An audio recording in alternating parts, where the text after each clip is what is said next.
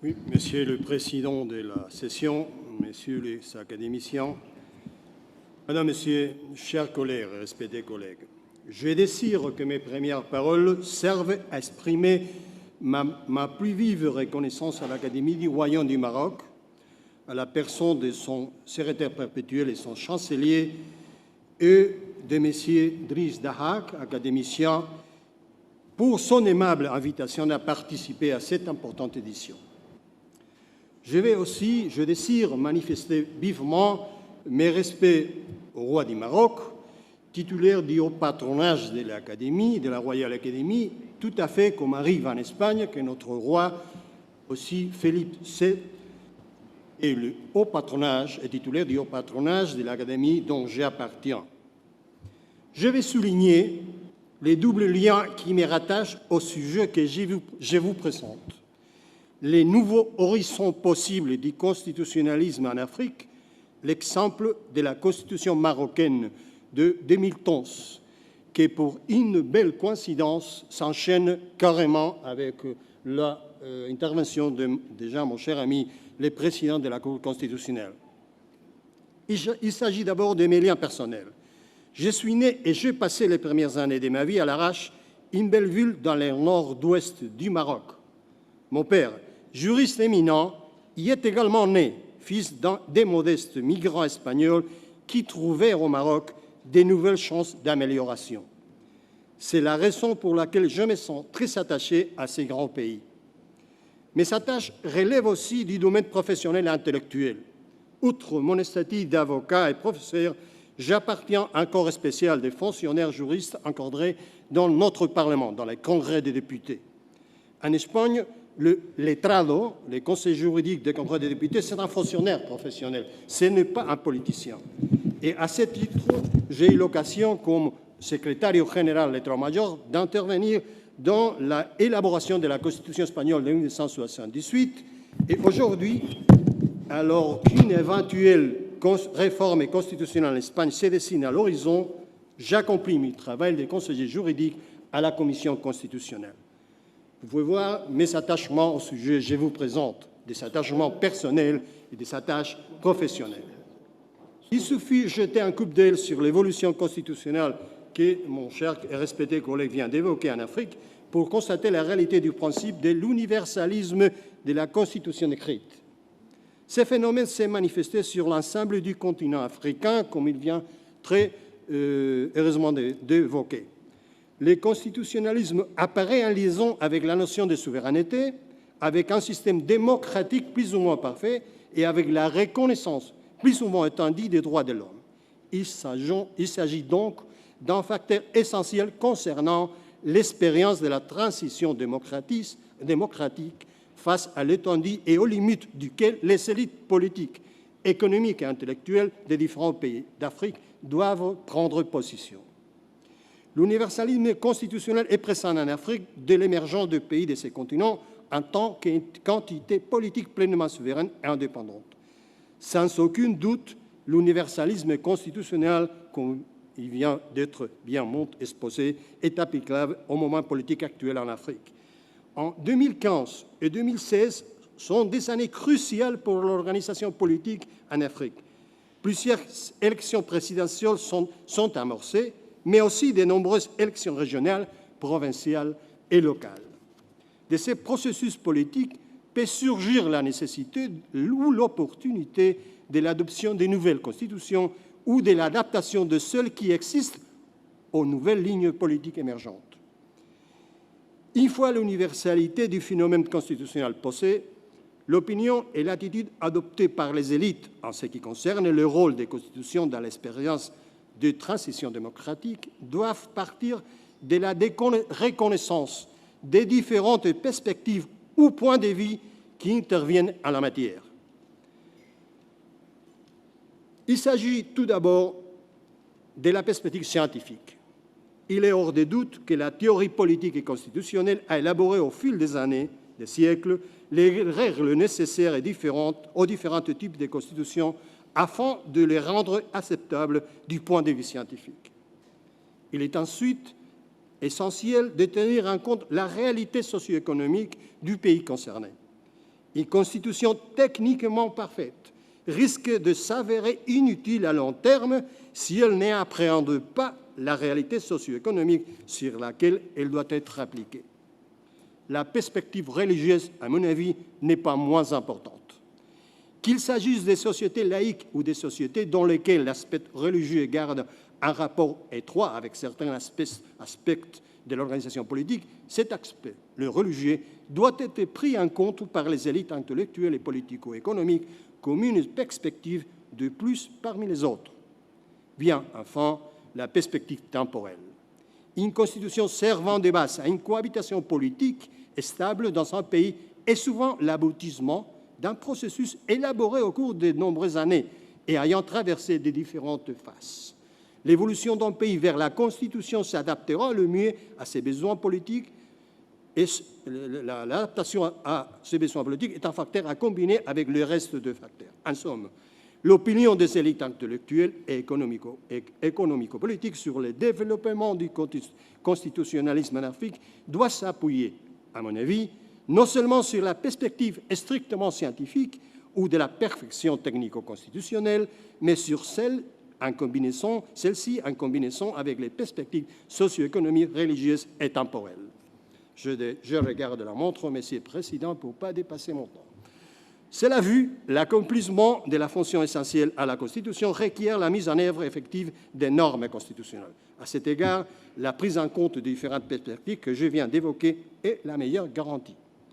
L'un des dangers qui menace tout texte constitutionnel consiste en ce que, faute d'avoir pris en compte toutes les perspectives intervenant dans la matière, la Constitution ne soit pas applicable à la réalité du processus politique, tout en étant juridiquement valable, qu'elle devienne une constitution nominale.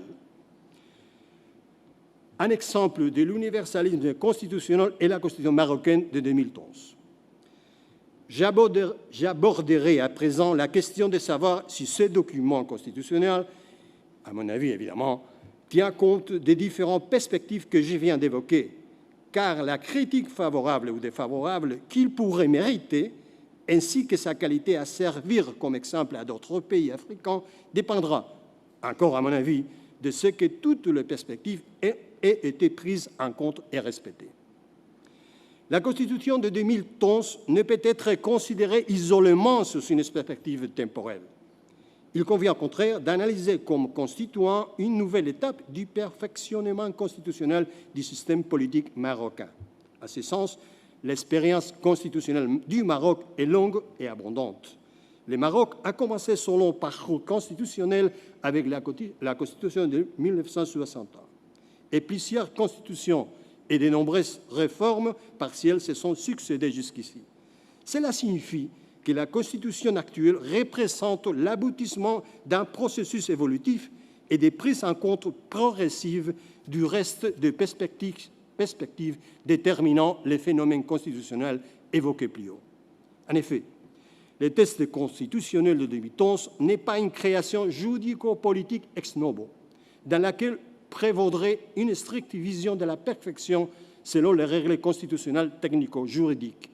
C'est au contraire, à mon avis, toujours à mon avis, l'aboutissement d'un long parcours au cours duquel le système constitutionnel marocain a évolué, attentif aux améliorations technico-constitutionnelles, sans oublier les perspectives économico-politiques et religieuses auxquelles les premières doivent être associées. La doctrine et l'évolution normative de l'universalisme constitutionnel ont élaboré des règles nécessaires aux constitutions dans la perspective technico-constitutionnelle. Ces règles concernent notamment la reconnaissance et la protection des droits et l'organisation démocratique de l'exercice du pouvoir politique. En ce qui touche l'organisation de l'exercice du pouvoir politique, la nouvelle constitution marocaine a fait, à mon avis, des remarquables pas vers un parlementarisme au plein sens du terme. Sous réserve de ce qui précède, il est important de souligner que cette Constitution renforce considérablement les pouvoirs du Parlement et du chef de gouvernement. Le gouvernement, avec ces dernières en tête, est investi après avoir obtenu la confiance des chambres des représentants, exerce le pouvoir exécutif. Il peut résoudre dissoudre la Chambre des représentants par décret pris en Conseil des ministres après avoir consulté Sa Majesté le Roi, le président de cette Chambre et le président de la Cour constitutionnelle. Par ailleurs, l'institution parlementaire est renforcée. Les parlements exercent le pouvoir législatif. Ils votent les lois, contrôlent l'action du gouvernement et évaluent les politiques publiques au détriment du pouvoir du Sénat. Enfin, la fonction législative ressort renforcée par la consécration d'une forte réserve de la loi. La Constitution de 2011 fait en plus un remarquable pas vers la consécration des droits de l'homme, tels qu'ils sont universellement reconnus, ainsi que cela est indiqué au préambule. Il est évident que la simple consécration constitutionnelle ne suffit pas à garantir le respect de ces droits et que leur préservation nécessite un développement normatif. Mais la formulation des libertés fondamentales du nouveau texte constitutionnel, l'invocation des droits de l'homme universellement reconnus et l'existence de la possibilité de soulever la question d'inconstitutionnalité sont de vraies avancées, à mon avis. Une des règles visées par des critiques défavorables de la nouvelle constitution marocaine est la configuration des pouvoirs de la couronne, supérieure à ceux qui sont les propres d'une monarchie parlementaire au sens strict. C'est évident que la monarchie conçue par la Constitution de 2011 ne correspond pas exactement à la monarchie parlementaire au sens strict implantée dans certains pays européens comme l'Espagne. Cela n'empêche cependant de répondre à ces critiques en soulignant qu'elles s'appuient presque exclusivement sur la perspective technico-constitutionnelle et ignorent d'autres perspectives essentielles qui font que la Constitution ne soit pas de simples documents formels, mais qu'elle puisse efficacement accomplir la mission, c'est-à-dire qu'elle soit normative. À ce sujet, il faut retenir ce qui suit. La perspective temporelle embrasse l'évolution du constitutionnalisme marocain de 1961 à 2011. Au cours de cette évolution, le partage du pouvoir politique se matérialise progressivement grâce à l'émergence d'importants centres de pouvoir différents du monarchique. À noter par ailleurs que certains pays européens sont parvenus à la monarchie parlementaire au sens strict après une évolution plus que centenaire. La perspective socio-économique conseille de rappeler que la monarchie marocaine constitue un élément essentiel de l'unité nationale et de la continuité institutionnelle et représente un facteur d'équilibre international dans une période d'une grande instabilité où de graves questions sont soulevées dans diverses régions du continent africain et du monde entier.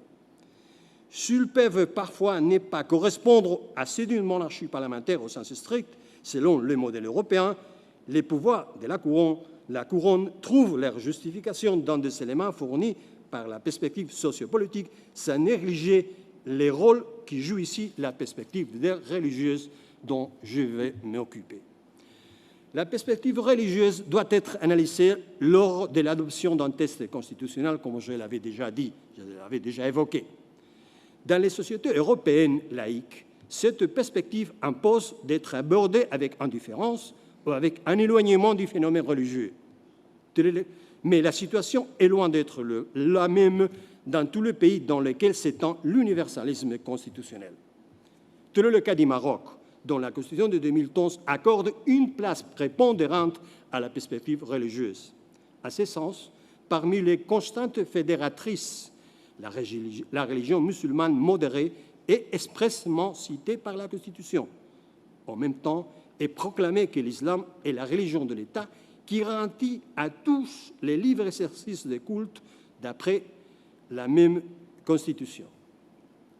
En rapport à ce qui précède et en appui de la justification que j'invoque sous la perspective religieuse des pouvoirs de Sa Majesté le Roi du Maroc, qui n'existe pas dans la monarchie parlementaire de certains pays européens, il est crucial de se rappeler que le roi Amir al-Mouminine, prince des croyants, veille au respect de l'islam, il est le garant du libre exercice de culte, il préside le Conseil supérieur des ulémas. Et finalement, il me manque 5 minutes, alors, Monsieur le Président, je me permets de faire en guise de conclusion les suivantes que je vais même numéroter. Première, en Afrique, comme dans le reste du monde, les phénomènes de l'universalisme constitutionnel s'enracinent. 2. Le jugement qui mérite une constitution doit se nourrir des différentes perspectives harmonieusement combinées. 3. La combinaison de ces différentes perspectives était essentielle pour investir une constitution de son statut normatif, c'est-à-dire pour qu'elle remplisse sa fonction et n'est pas qu'une simple valeur formelle. 4. Les principales perspectives à prendre en compte lors de l'adoption d'une constitution sont celles temporelles, sociopolitiques, technico-constitutionnelles et religieuses. 5. La constitution marocaine de 2011 doit être analysée sous tous ses angles. 6. Si elle a fait l'objet de critiques négatives de certains secteurs, sous une optique strictement technico-constitutionnelle, la combinaison de cette dernière perspective avec les autres perspectives précitées justifie l'opinion selon laquelle la nouvelle constitution marocaine a fait un pas important vers une pleine démocratie et la parlementarisation du régime politique du Maroc. Et dernière, 7. La combinaison équilibrée et prudente des différentes perspectives déterminant le phénomène constitutionnel font de la constitution marocaine de 2011 un point de référence pour les nouveaux horizons constitutionnels qui peuvent se profiler en Afrique et peut constituer un facteur d'orientation des élites concernant leur éventuelle expérience de la transition démocratique. Monsieur le Président, j'ai fini, mais avant de finir, je vais encore insister comment je suis content, je suis honoré, je suis vraiment enchanté, même ébloui d'être ici, et je suis aussi très content de partager la tribune avec des personnalités comme vous, comme M. Amadou Mbow, qui me rappelle les grandes personnalités sénégalaises que je connais, M. Mbaye, vice-président du comité olympique international, à l'époque j'étais membre du comité olympique espagnol et international, et je travaillais avec lui, et à Monsieur le Président de la Cour constitutionnelle, j'ai pu parler en espagnol avec son excellent espagnol, c'est Marocain de Nador, avec un espagnol de l'arrache, un espagnol. Et Monsieur le Président, je vous remercie de votre attention et le temps que vous m'avez accordé, dont je vous rends avec 2 minutes qui restent. Merci. Merci à tous.